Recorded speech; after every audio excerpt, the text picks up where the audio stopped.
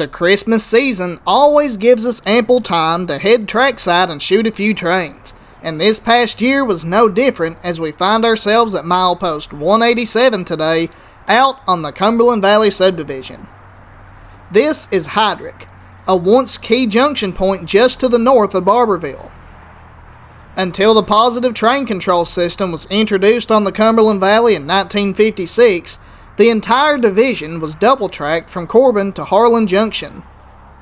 A few miles north of here, the southbound main once curved away from the northbound main at Bailey's Switch and ran out around the valley before rejoining right here to allow northbound traffic to get a good stride towards Emmanuel Hill. There was also a Y located here at one point, allowing key access to the C&M branch that leaves the main and circles back to run northeast towards Manchester. We made a brief stop on our trip to Corbin, where my wandering eye noticed that the main was lined for the C&M, and before we knew it, the broken scanner chatter affirmed my suspicions of an oncoming train.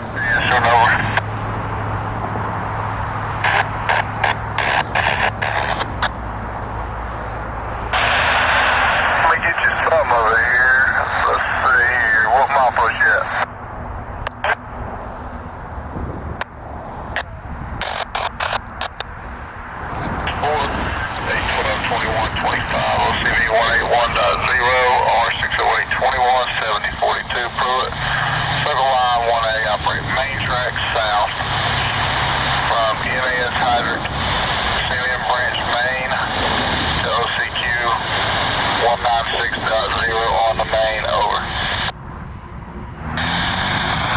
Track 1231 RLG, over.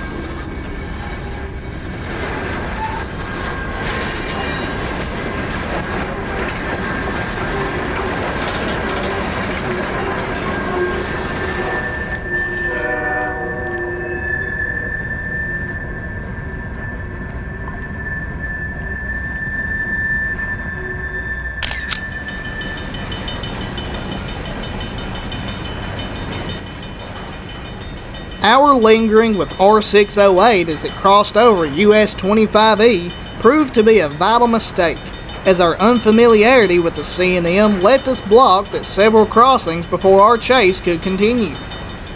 While we wait, the question should be asked, just what is the C&M?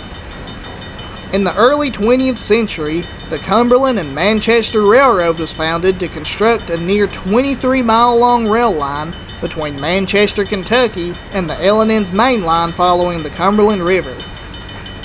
Early coal companies had already made their presence known in the town, and with the goal to interchange with the L&N, the rail line was opened to traffic on January 1st, 1917.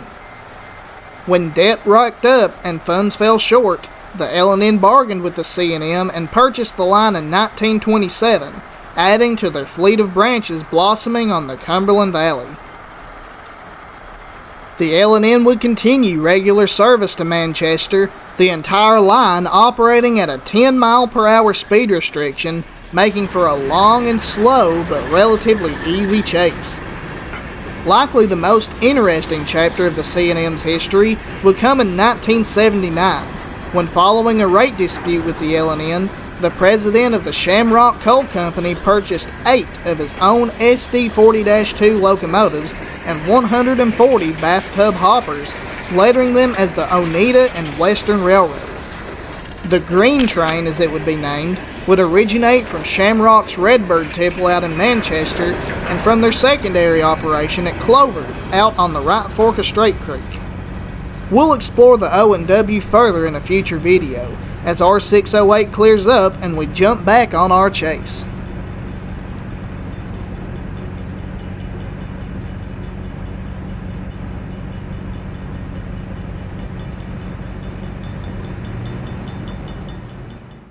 And we're stuck again. And just by mere moments as the horn is heard from the head end in the distance. Today, the C&M sees roughly a train a week to serve Firestar Energy Resources resource loadout just below the Manchester city limits at Blue Hole, Kentucky. Among friends, we've nicknamed the C&M as the Cumberland Valley's Black Hole, as it seems that all the good trains and good power end up there. That's exactly why this was our first trip out the branch, as timing the lighting right whilst finding the time to follow a train 3 hours out of the way can be a difficult task to accomplish. While we're waiting again, you'll have noticed the pile of traffic stacked up behind us. Branches like the C&M are prime examples of how congested a train can make these narrow 2-lane highways. The close proximity of so many crossings, paired with the slow speed restriction, can really be an inconvenience if you're not a rail fan. At long last, we were finally free and able to get ahead of the consist at the community of Girdler.